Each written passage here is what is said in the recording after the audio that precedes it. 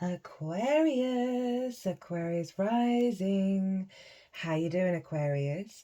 This is your reading for the Virgo full moon. That was a total lunar eclipse that happened either on the 13th or 14th of March, depending on what part of the planet you're from. I'm recording this after the event. I've just had a lot going on, but I work with 6-month cycles just generally for lunations, and this is an eclipse, so it's bigger energy. So what comes through in this reading is going to serve the Virgo area of your chart for the next 6 months, so you're not missing out on any of the messages. Hello and welcome. My name's Chloe. I work with card divination, astrology, and as you just heard, and as you can see, I channel multi-dimensional energies through my body, both in the form of physical and vocal light language, and all of this brings in healing, attunement, and activation codes to the messages that want to come through. So not only are we pulling some cards for that eclipse in Virgo, we're also going to be pulling some cards for the Mercury retrograde as well, that happened 24 hours nearly exactly to the exact moment of the full moon. Now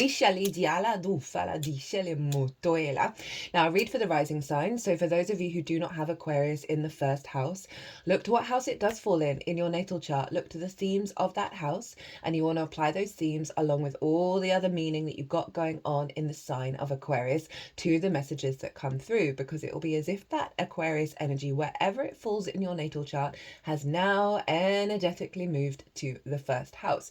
So the astrology that I'm going to talk about for the rising sign will always still link in. You've just got to add on your own natal chart meaning on top of it. It's interesting, they're doing very different channeling in terms of the physical light language that I'm doing than what normally happens in the preamble. We'll see if I get more translation of that moving through the reading. I just heard we're pouring wisdom out from the heart. For example, I've got Aquarius in the 7th house, so I'd apply the themes of the 7th, as well as I've also got my moon and my Jupiter there, so I'd apply the meaning of those celestial bodies to what comes through in this reading. As always, take what resonates and leave what doesn't. Now, before I kick off, I just want to say there is a collective reading for this full moon. So many channeled messages came through in the lead up. I've got a Virgo sun, not surprising, and it was wild to see the collective tarot that I pulled in that reading, as well as the astrology, because I break down the astrology in more detail in those collective readings of how everyone's talking to each other at the exact moment that forms an energetic blueprint, and they were all interlinked. It was gorgeous. There was some really good advice that came through in the channeled messages as well. So if you want a deeper dive on this eclipse, and obviously eclipses are big deals, right? They're really very powerful, potent energy at the moment. So you might want to pause this video, go watch that collective reading, and then come back. If you want to go even further, go even deeper, there is a Pisces North Node, a Virgo South Node transit series. It's in its own playlist, it's easy to find, and that covers the overall themes and intention of the whole cycle, which is a year and a half. I go into a lot more detail around Pisces and Virgo, the South Node in Virgo, the North Node in Pisces, how to work with that energy. I had so much channeled energy come through in that transit series. I loved it. It was beautiful. I've been applying everything in my own life, and I'm seeing it show up. I'm seeing it work. I'm seeing it dissolve my reality in the best possible way. I feel completely transformed, and we're only just at the beginning of it. So if you want a real deep dive, because the energy of Pisces and Virgo is one of the pivotal axes that we have over the next year, as well as what ties in with Mercury, the Aries Pisces energy. So let me, what's going on in this reading? Well, we're going to get 3 cards for the Virgo full moon, the total lunar eclipse. The first card is going to be what cycle has closed out with this moon, what's being activated with the eclipse, and then they will get a card of what energy to embody to facilitate this activation. So, my lovely Aquarius risings, where was this happening for you? This was happening in your 8th house. This is the house of the outside world's resources and your interaction with them, right? So this can be, typically, it can be like mortgages, loans, debt that you owe and debt that's owed to you, both literal and figurative. Itala discele modufala dianima. Inheritance, both cosmic or otherwise. Itala discele moduela.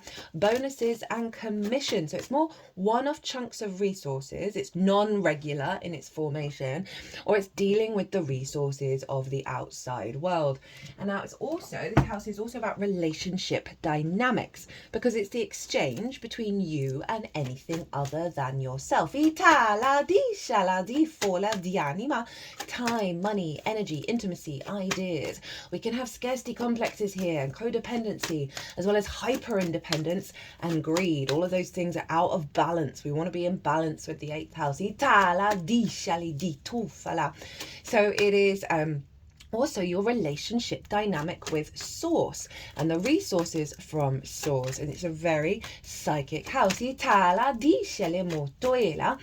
so we had a full moon here, but the moon was eclipsed totally, and so because it's eclipses, right, it brings up big stuff, like huge stuff, because it's closing out an 18 to 19 year cycle, because that was the last time the South Node was in Virgo. So big stuff around relationship dynamics, around scarcity, around resources, around healthy relationship dynamics. All of that may have popped up around the eclipse, right? And you got to trust that it came to the surface in order to be released. It was like a very powerful purging energy going on. And it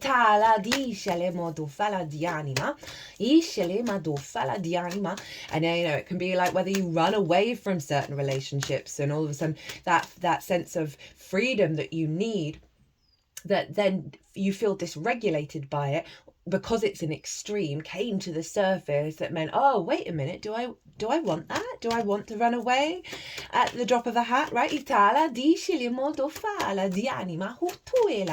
may be that sort of resources from the outside world that you're used to having have got restricted, right? In order to really bring you inwards and realize you have all the resources that you need, and trust that South Node is going to bring along the resources that actually serve you in the long term.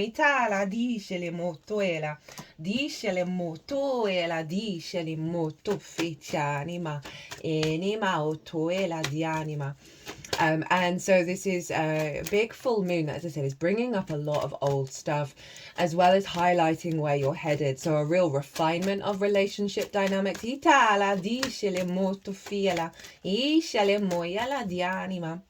A real refinement of those relationship dynamics where it's healthy, where we're not necessarily thinking that we need everything from the outside world to exist, or the reverse of it, of like, you've got it all by yourself, right? I can handle it, I can do all the jobs, I can do all the things, and not being able to receive.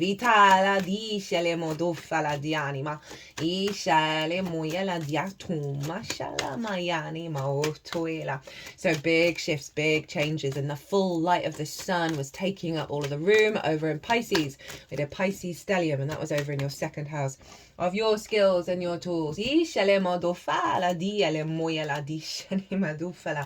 skills and your tools of how you manifest and bring in regular income, the things that you value and how you value yourself. So there may have been a situation where the outside world, the other, right, the thing you're exchanging with, and the dynamic of that may have pulled back, may have been restrictive, right? And that was getting you to have a stronger vision of your own value and your own strength and your own capacity and your own ability to bring in regular income, right? Say you work with a lot of commissions, right? Or you've had some temporary work that may have fallen away, right? You're not necessarily getting that non-regular income in the same way. All of that pile up in Pisces is getting you to figure out, okay, the grand plan of how to bring in regular income. But overall, this dynamic, right, with all the fixed signs, the mutable energy is really loud in the houses that I find the core wound around these houses is being able to receive, right? Because we don't love ourselves unconditionally. I mean, we're all practicing that, but I think that takes a while to integrate, given the structures that we were born into. But overall, what's going on for you, all the fixed energy, is this alignment back to being able to receive and to give in really healthy ways. So we had this feedback loop between the outside world and its response to you, really, and how you see yourself. So there may have been some difficult energy that way you're like, whoa, I don't feel seen, I don't feel respected for what it is that I do, I don't feel like there's reciprocity in the way, or there's just a pulling back, because it's getting you to focus on, I am in my own power, I am my own creator. And overall, that Virgo South Node energy with this full moon is bringing in healthier relationship dynamics with the outside world, with source, with all of that. Let's get into the tarot. So this is what's being cleared out. This is the closing of the cycle. And we got the Queen of Wands, right? So let's think about this in terms of what's being closed out. I'm getting kind of two messages coming through with this. And it's kind of linked into what I was saying about the hyper-independence. Virgo can feel like Virgo wants to do all the jobs because it wants to be perfect, and it feels bad at accepting help and receiving help because it feels like, oh, it's going to be deemed as less than if it's not able to do all the things, right? So this is a very hyper independent image, right? This figure, you know, it's very sort of medieval energy in the way that they're clothed, and this female figure, this feminine energy, is sitting in a very confident masculine yang way, right? None of the other queens do so. And so this is this sort of hyper independence here, right? This sort of, I am always going to act from my instincts and my independence, and I'm not going to accept any help. I'm going my way, and that's it, right? So that's one part of the cycle that's being closed out. In order to bring in more healthy give and take. I also feel, because it's always a parallel, is you've been cultivating your passions, your drives, your instincts to guide you towards the sun, right? Because she's got the sunflower, and sunflowers really lean towards the light. So it's a two-pronged energy around releasing the hyper-independence and allowing that sort of cultivation of, oh, it's okay to ask for help, it's okay to receive, right? I'm worthy of receiving, right? She's very confident. You've been cultivating that instinct within you, of now naturally being guided towards the light and connection and harmony.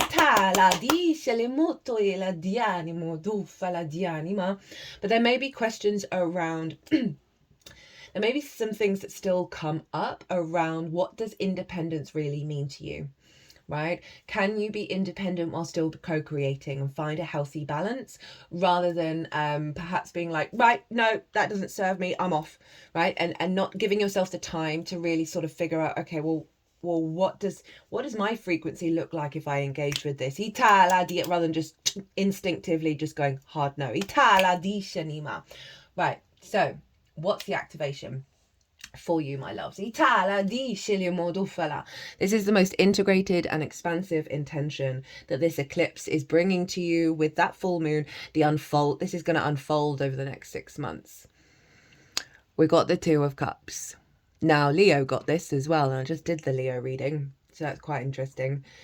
Because it's obviously flip reversal. Leo had it in the second house, where you've got Pisces, of reciprocity, of union, right? That comes from a space of respect, honor, and dignity. These two feel like they are two individuals who wish to co-create, but do not lose themselves in the process, right? And in fact, when they come together, they are in alignment with spirit.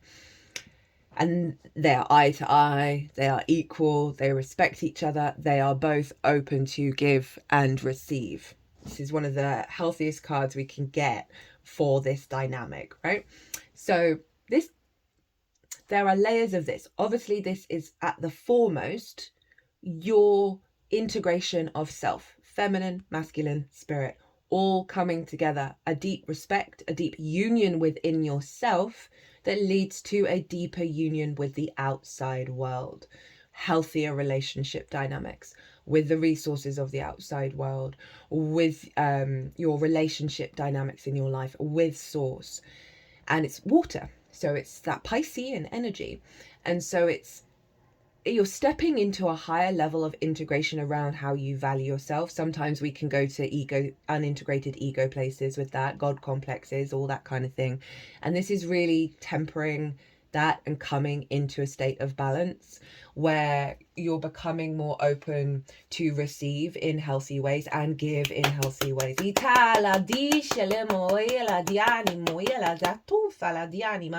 I also see this as a pairing with Source, with your relationship dynamic with Source, to facilitate how you bring in regular income and your skills and your tools. So lots of downloads, lots of clarity with this condensing of the South Node in Virgo that is providing a great strength and grounded resource for you to then work with your inspiration, your imagination, your emotional body when it comes to activating your skills and tools at a higher level.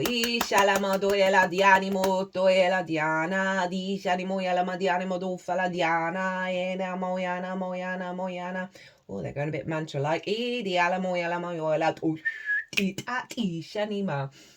Okay, what to embody to facilitate this energy. 15:55 as I look at the clock, right? So this is what to embody and amplify to help facilitate this. We have the King of Cups. So again, water again. So this is that sort of restriction, the blacking out, not the blacking out, the eclipse of the moon in Virgo, really highlighting the Piscean energy, right? And this is the King of Cups, and the King of Cups is able to understand that all emotions are transitory and all have great power and great inspiration and great magic. And the trick with the King of Cups is getting a bit more mature with your emotional body, right? Stepping more into your sovereign emotional body rather than what's happened in the past, your conditioning, which you may think is you, but with the King of Cups showing up is saying there's something you need to work on to get to a higher level of stability with all the unfoldings around you.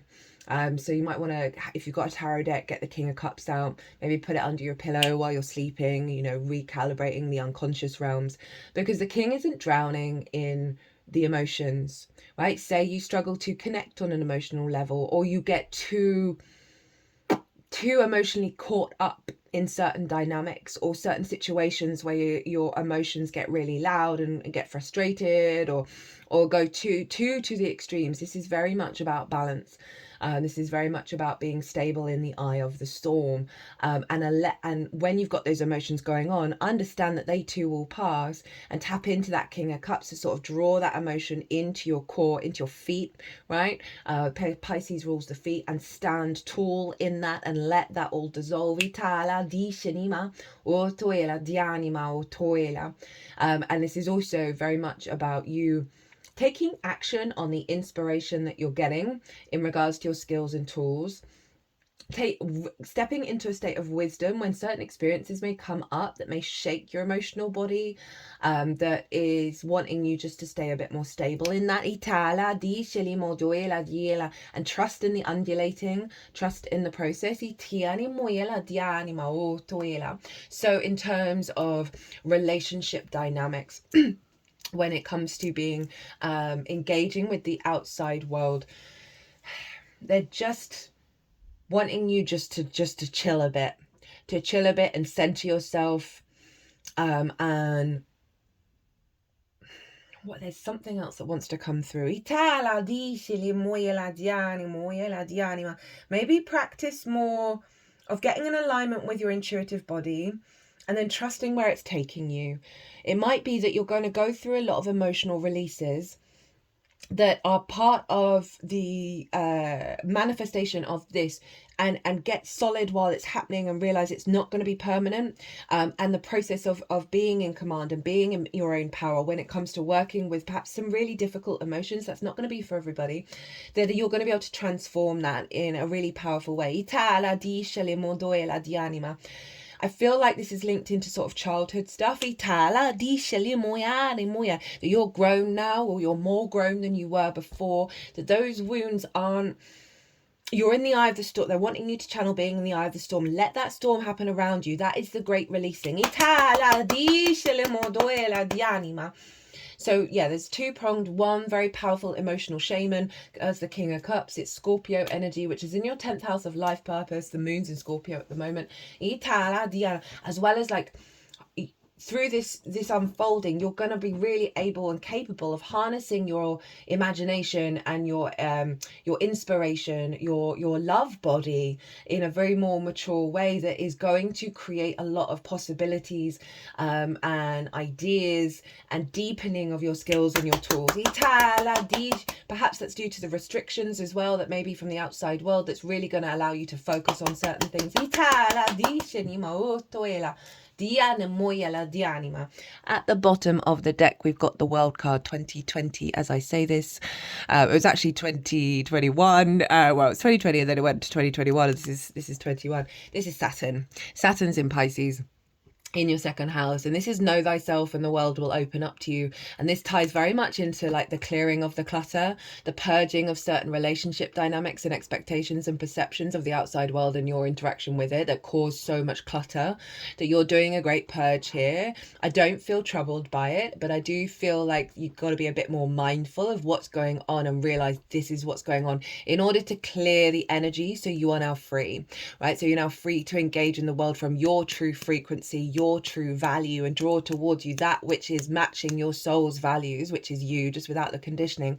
That's then going to open up the world and bring in opportunities and experiences that match this sense of sovereignty and liberation. Oh, High Priestess underneath that, doubling down on this very intuitive frequency.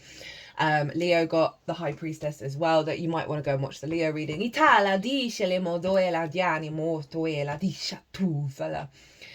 Woo! Okay, so that's the moon. Now, Mercury retrograde in the sign of Aries and Pisces. We're going to get 2 cards from this deck for the Aries cycle, 2 cards from this one for the Pisces cycle, and we're going to get 2 oracle cards to close out the whole reading. Now, I haven't done a Mercury retrograde transit. I'm just pulling cards in this transit in particular because, one, don't have time. There's so much going on in my life right now. There's so much astrology. I wish I was split into 5 million people to do all the astrology and all the channeling and all the magic, because I love it so much, but can't. But there is a Venus retrograde transit series. Now, Venus is also retrograding in Aries and Pisces. It's the first 2 out of 4 planets this year that are doing so. That's why I said at the beginning, the themes of not only Pisces and Virgo, but Aries and Pisces are so loud right now. So I talk about Aries and I talk about Pisces and the interlink between the two, as well as retrogrades over in the Venus cycle. And Mercury went retrograde and was conjunct Venus when it did so. So the Venus energy was infused into Mercury's energy. So there's a lot of correlation, a lot of others, not repetition. Well, it is kind of repetition, which is why I've not done it.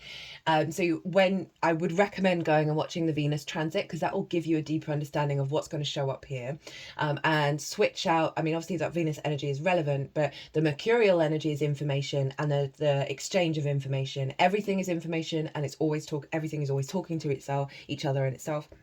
That is how we perceive, right? Whether it's a distortion or truth, it's how we process that information, what we're drawn to, and then what we communicate. So you want to apply that energy.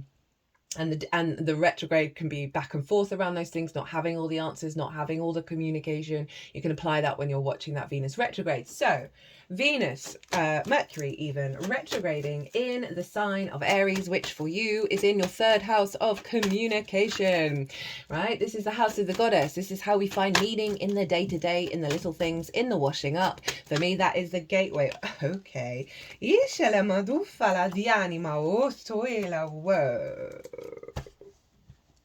Aquarius. I clocked both of those. Whoop.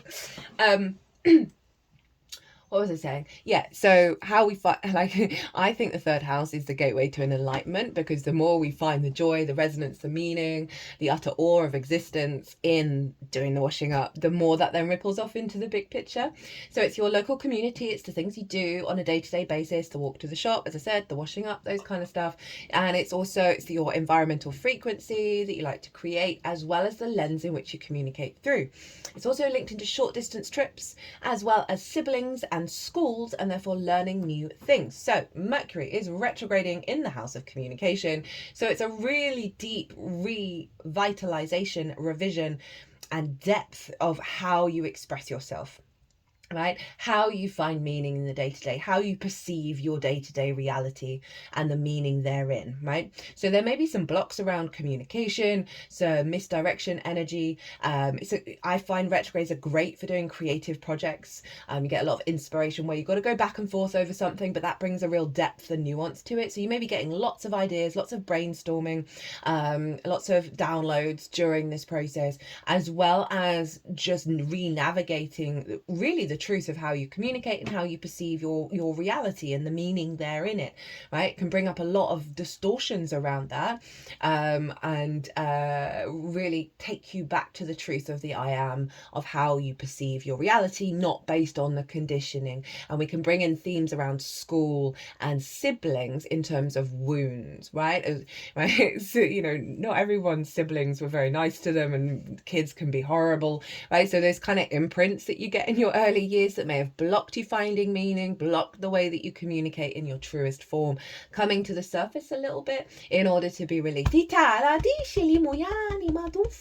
lots and lots of inspiration, really lots of inspiration, and yeah, just a recalibration around the I am of Aries, right? Aries can be like all about me, right? So in one way, that's not for everyone, but it can also be sort of, just it's very, that kind of energy. And I feel with the Venus retrograde as well, it's really softening that Aries energy. It's really softening our capacity to honor the I am of self as well as everybody else in the way that we express, in the way that we communicate, in the way that we connect with Venus.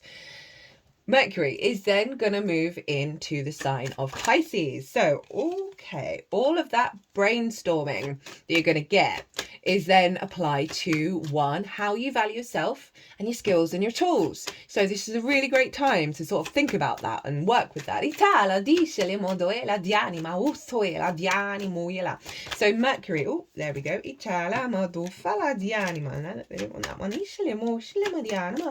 So Mercury retrograding in the second. As I said, great time to do projects around you're elevating your skills and your tools, revisiting and revising how you perceive value, what you value, right? You may be questioning that. You may see shape-shifting stuff going on in your reality that's highlighting the old patterns as well as the new ones that you're evolving into.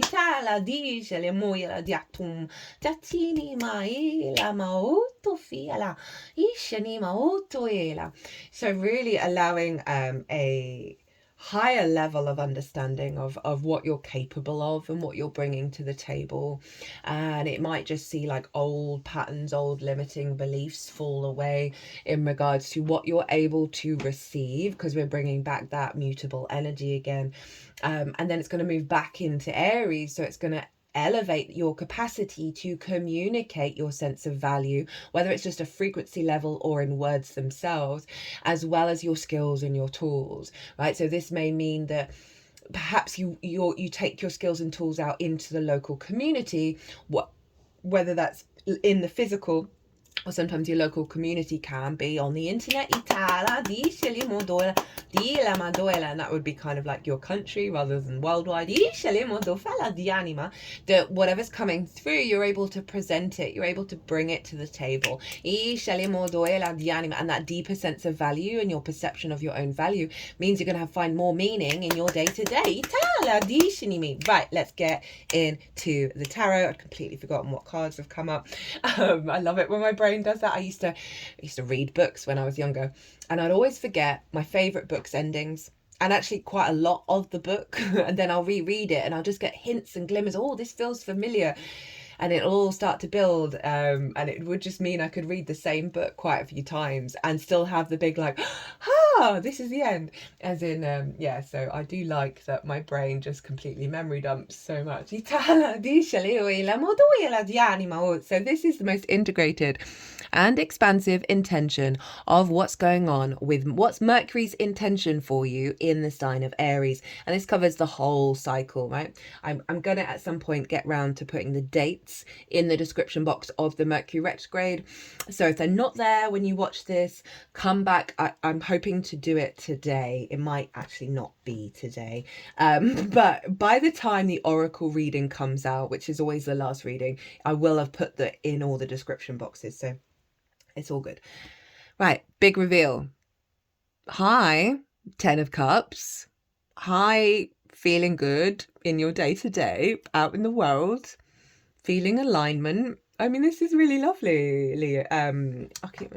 Aquarius. You know, as I said, it's how we find meaning in the day-to-day, how we're communicating with the outside world, within ourselves. And this is the outward reflection of our inner alignment, right? So it's really, again, as I said, it's the gateway to enlightenment. This is seeing your capacity. One, it's your capacity to take steps day to day to manifest your dreams, as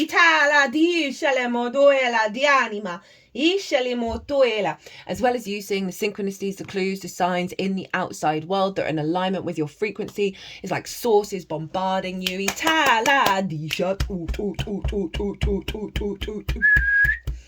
So even though we have big dreams, you know, the desire is for us to feel good in the day-to-day. It's to find that meaning. I'm just going to pause. I've got a tickle coming up in the throat. So clearing out some throat stuff around being able to perceive the meaning in your reality and see the joy and see the rainbows and see the alive, vibrant life force around you. And we've got two groups of two there in terms of communicating and it being receptive. That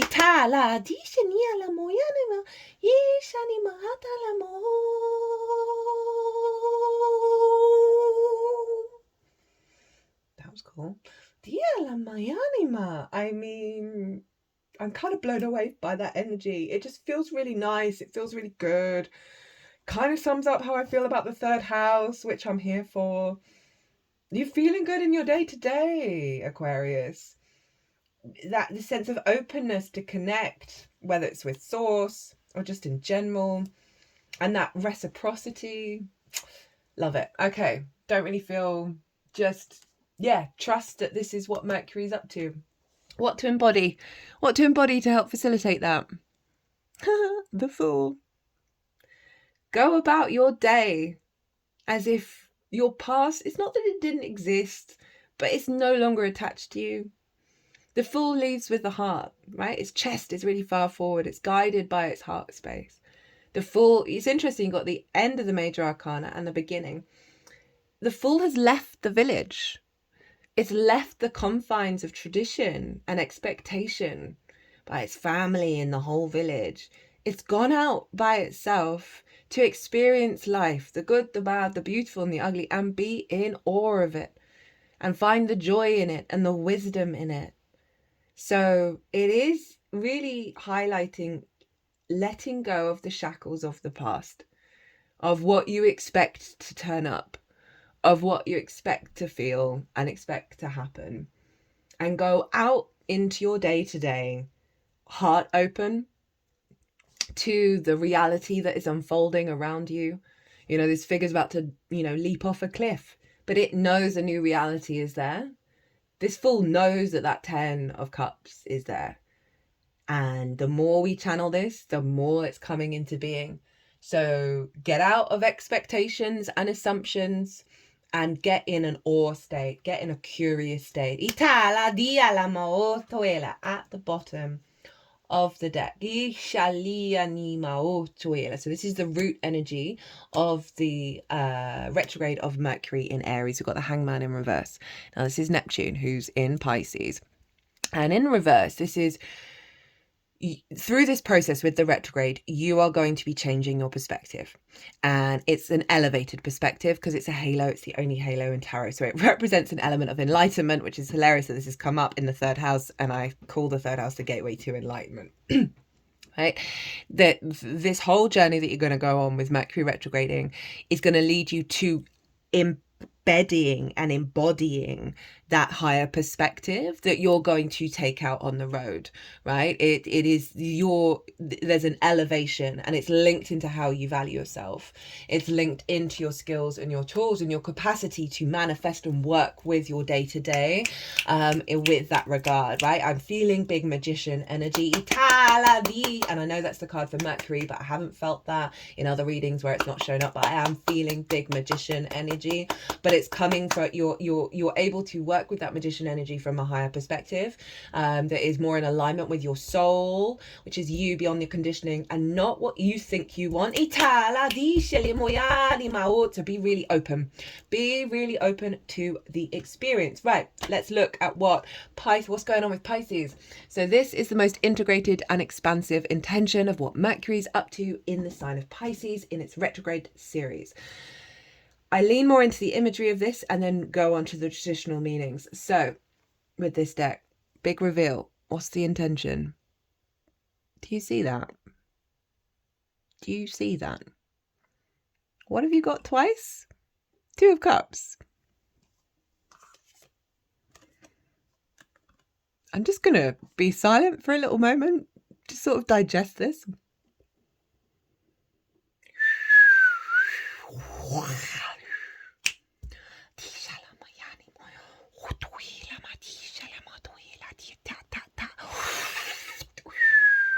Yeah. Now, Two of Cups here. Look at all those little mushrooms.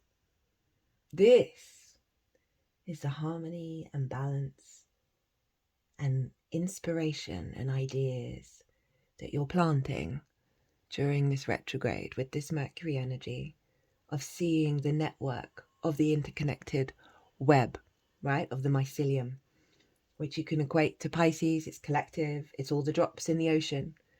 So this is a real deepening of your skills that can work with this interconnected web, right? So your capacity, your resources, you're aware that everything is your resource. With that Pisces energy, right?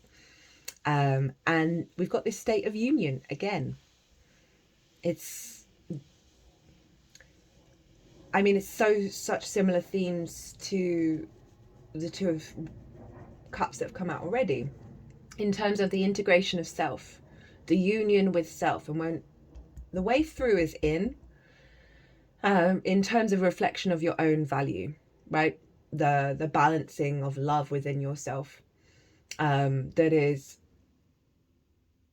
allowing more connective energy within you and more union within you, which is then manifesting in the union with the resources in your life, and your capacity to work in balance with that. Work with your intuition, work with those synchronicities.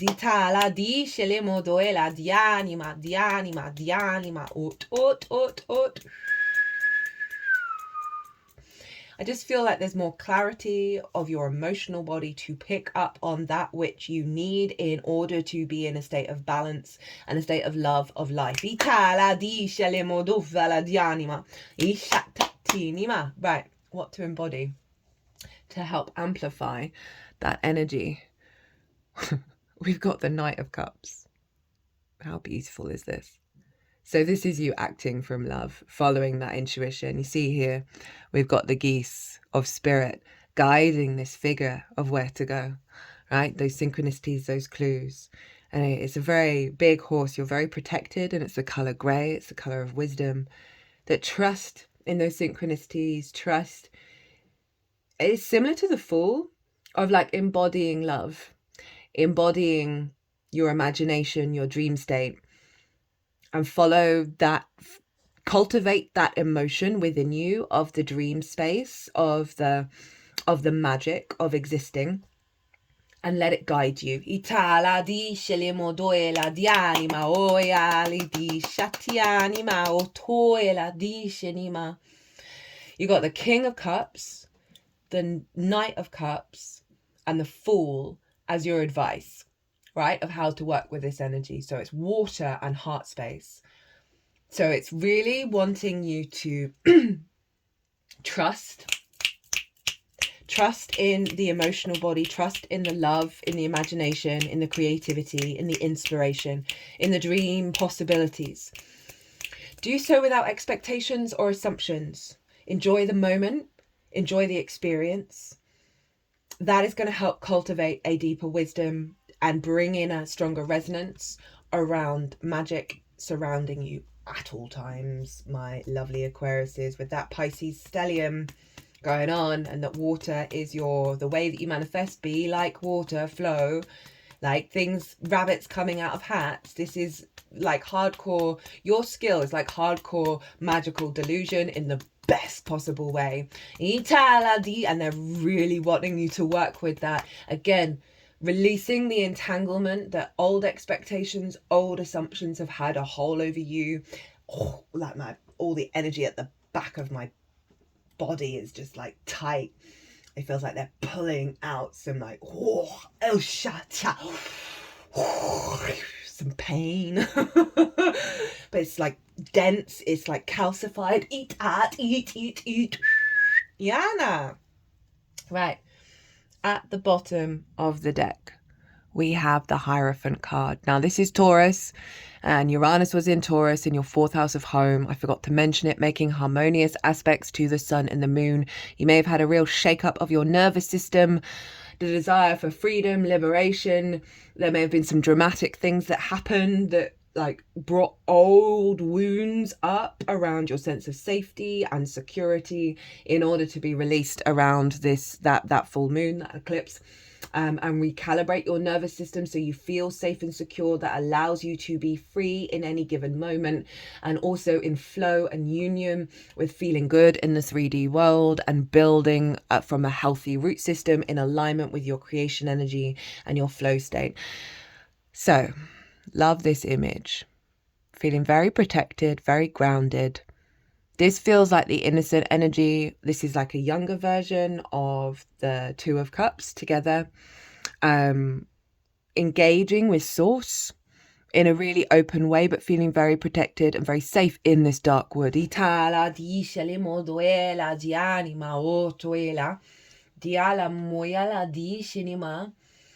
to release your innocence without denying the reality that you may have lived before and the wisdom that you've gained from it. That's helping with the Hanged Man, get into a higher perspective. But there's a rebalancing of where that you are now feeling more safe, more secure in how you manifest and how you connect, because it genuinely feels like they pulled off so many shackles of like deep rooted unconscious spaces that have blocked this Two of Cups, whether it's with the outside world or within yourself. Like there's a dedication. It's the Hierophant. It's the spiritual journey towards spiritual embodiment of going through the trials and tribulations, and now feeling in the body, because it's the Pope in the traditional Rider-Waite, of being a vessel for your spiritual awakening, of source, of the universe, however you want to look at it, that isn't denying your agency or your co-creation. There's a real strength and commitment to this experience that is really opening up a level of commitment to your incarnation. Now, I'm going to flag up, just because we do have the Two of Cups twice, as well as the Ten of Cups, which can link about romantic relationship dynamics. And obviously the Hierophant is about a higher level of commitment. So for some of you, this may be very relevant in terms of the unfolding of what's going on, of drawing towards you healthier romantic relationships that support your value, that support your joy and the meaning that you find in your deep day-to-day, and really have a higher level of commitment. But it's because you're bringing in a higher level of commitment to yourself and your experience here on the planet.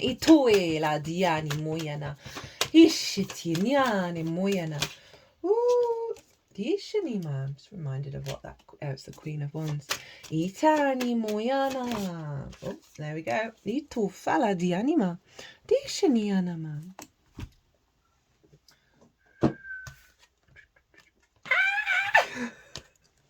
So I've just seen what that first oracle card was. You can't make it up. Aquarius. Aquarius.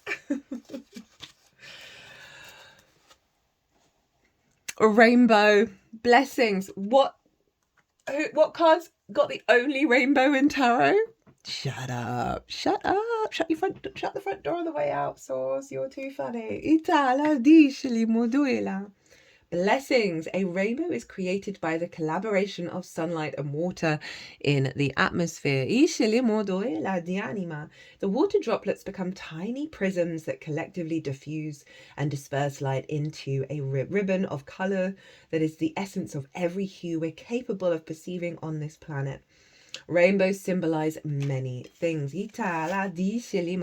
me, that rainbow in the Ten of Cups is the chakra body, right? The different coloured vortexes that we have energetically. And when they're in alignment internally, which is more of the Nine of Cups, that's when we see it show up in the external world. So Mercury's getting you to realise that your reality is a rainbow. Let's get this into...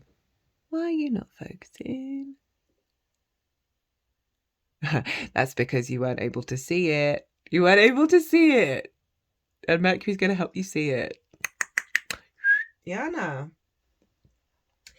So, they represent good luck, a bridge to heaven, and abundance. It's difficult for any of us to ignore the majesty of a rainbow and the gentle power inherent in its display. It's such a simple blending of the elements coming together in perfect visual harmony to create one of the most beautiful sights in all of creation. Although there are diverse meanings attributed to the sight of a rainbow, a common thread is that it offers blessings. The artist of this image created the rainbow to commemorate. Why can't I say that word? A friend who had just died. She worked on it whenever she felt her love and appreciation for her friend. The blessings he brought to the world and to her life, often after a spell of tearful grief. The storm has passed, and it's time to enjoy the refreshing beauty of this cycle. Even though it has been difficult to appreciate any sense of purposelessness in what you have endured lately, you can now, as they say, count your blessings. Do not just look at the brighter side, adhering to some academic mantra that has no heart or depth, but do so slowly and with genuine gratitude that it expressed up close and personal. This ever-evolving process of life itself is a blessing, an opportunity to exist as a human being on Earth. The planet is a beautiful garden, even if it does not always appear to be so. Sometimes it's only when you look back at a memory of an experience that you can truly see the blessing that have come from them. Bless your difficult or painful experiences and let them go. Genuinely summing up this whole reading. Both the Virgo energy and the Mercury energy. That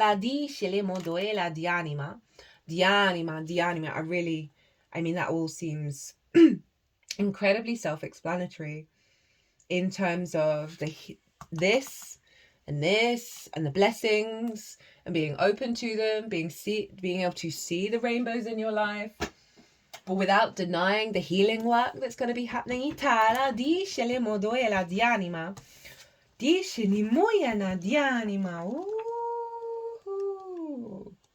Okay, final oracle card. We have the Whale. Desire to delve deeper, profound peace, ancient wisdom. The Whale represents profound emotional health and stability. Whale personalities are not afraid of emotional expression or traversing difficult terrain, as they have overcome many challenges in their lives. These experiences have enriched them, given them stability, strength, and a depth that is rare. Whale energy is usually linked to the feminine forces of compassion and communication. We can depend on whale personalities when all else seems lost, and trust them to be a beacon in our darkest hour. When in balance, calm, steady, deeply compassionate. Always remember to love yourself, guys. When out of balance, heavy, slips into old story. To bring into balance, regular self-care. Again, summing up a lot of this. And while I was reading it, I can't remember if I said this already, but I was reminded of, I was talking about romantic relationships in your life. Now, this doesn't just have to be romantic, but the third to the second, with the imprint of Venus, is having healthy relationships. Having healthy conversations around how you both find meaning, whether you value each other, whether there's respect, right? So conversations around this Two of Cups and what that means to both parties.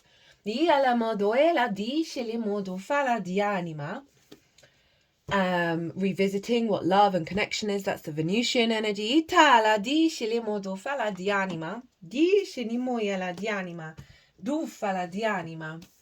I love that that's really referencing a lot of what came through in terms of doing the deep work and without entangling yourself in the old story.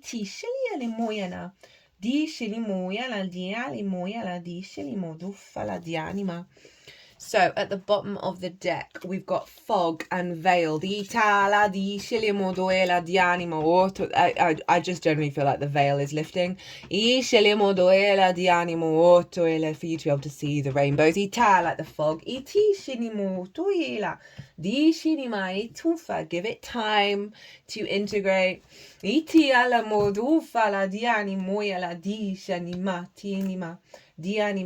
Okay, so I cut the deck with the animal deck. Where has it gone? And I closed it again. But a card came out. A card was there that had kind of half come out while I was shuffling. Oh my god, why can't I find it? There we go. And it's the stingray. And if you see here, we've got all sort of the chakra colours up the body. I'm going to read the buzzwords for this one.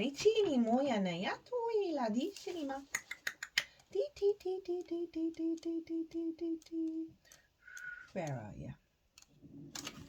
Developing confidence, sense of self or spine, right?